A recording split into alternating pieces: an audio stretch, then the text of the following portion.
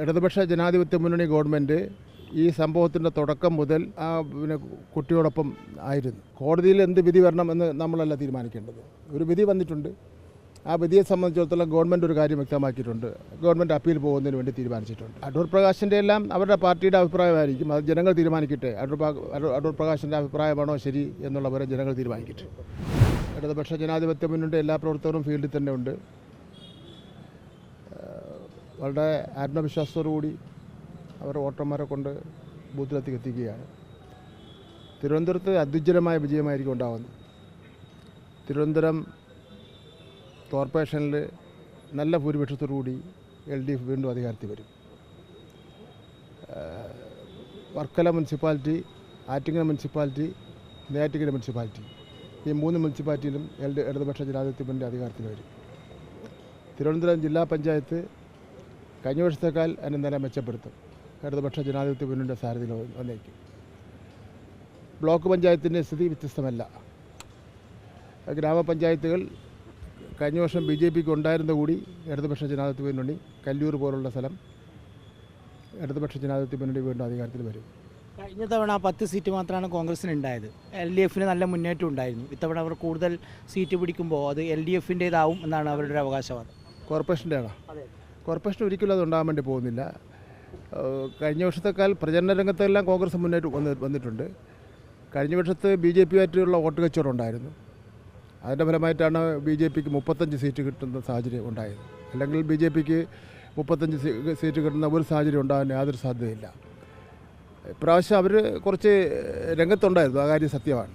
പക്ഷേ ഇടതുപക്ഷ ജനാധിപത്യ മുന്നണിയുടെ വോട്ട് സീറ്റൊന്നും കോൺഗ്രസ് ഒരിക്കലും പിടിക്കാൻ വേണ്ടി പോകുന്നില്ല. ഇന്നിപ്പം BJPയുടെ മേയർ സ്ഥാനാർത്ഥി എന്ന ശ്രീലേഖ ഒരു പോസ്റ്റ് പങ്കുവച്ചൊരു ഫേസ്ബുക്കിൽ, അതായത് C4 സർവേ പ്രീപോൾ പ്രവചനം വന്നു. ആ പ്രവചനത്തിൽ തിരുവനന്തപുരം കോർപ്പറേഷൻ NDA പിടിക്കും. അപ്പോൾ തെരഞ്ഞെടുപ്പ് പെരുമാറ്റച്ചട്ട ലംഘനമാണ് ശ്രീലേഖ നടത്തിയിരിക്കുന്നത്. അല്ല, അവർ പിടിക്കുമെന്ന് പറഞ്ഞല്ലേ, അവരുടെ ഒരു ആഗ്രഹം പ്രകടിപ്പിച്ചല്ലേ. 60 സീറ്റ് വരെ 60 വാർഡുകൾ വരെ പിടിക്കുന്നതാണ്. സർവേ ഫലം എന്ന രീതിയിൽ 60 സീറ്റെന്നൊക്കെ BJPക്ക് കിട്ടുമെന്ന് ശ്രീലേഖ ഉള്ള ഒരാൾ പറയുമ്പോൾ അവർക്ക് രാഷ്ട്രീയ ഉണ്ടായിട്ടുള്ള അവരുടെ അജ്ഞത മാത്രമേ നമുക്ക് കാണാൻ വേണ്ടി പറ്റുള്ളൂ. പൊതു രാഷ്ട്രീയ രംഗത്തും നമ്മുടെ തിരുവനന്തപുരം നഗരസഭയിലെ 101 കോർപ്പറേഷൻ വാർഡുകളുടെയും രാഷ്ട്രീയ പൊതുസ്ഥിതിയെ സംബന്ധിച്ചിടത്തോളം, കഴിഞ്ഞ കാലങ്ങളിൽ ആരൊക്കെയാണ് ജയിച്ചിട്ടുണ്ടെന്ന് സംബന്ധിച്ചിടത്തോളം ഒരു ധാരണയില്ലാതെ ആരോ എഴുതി കൊടുത്ത കാര്യം പറഞ്ഞതാണ്. അവരുടെ ആഗ്രഹം ഒരിക്കലും സാക്ഷാത്കരിക്കാൻ വേണ്ടി പോകുന്നില്ല. സാധാരണഗതിയിൽ സർവേ ഫലം ഉണ്ടെങ്കിൽ തന്നെ തെരഞ്ഞെടുപ്പ് കഴിഞ്ഞിട്ട് സർവേ ഫലം പുറത്തു വിടാൻ പാടുള്ളൂ. തെരഞ്ഞെടുപ്പ് നടക്കുമ്പോൾ ഇത് വിടുന്നത് അങ്ങനെ ഉചിതമാണോ? അതെ, തെരഞ്ഞെടുപ്പ് സർവേ ഫലങ്ങൾ ഇപ്പോൾ അങ്ങനെ ഒരു നിയമമുണ്ട്. തെരഞ്ഞെടുപ്പ് കഴിഞ്ഞതിന് ശേഷം മാത്രമേ സർവേ ഫലങ്ങൾ പുറത്തു പറയാൻ വേണ്ടി പാടുള്ളൂ എന്ന് വെച്ചാൽ അത് നിയമപരമായി പ്രശ്നമാണ്. കോഡ് ഓഫ് കോണ്ടാക്റ്റിൻ്റെ ലംഘനമാണ്.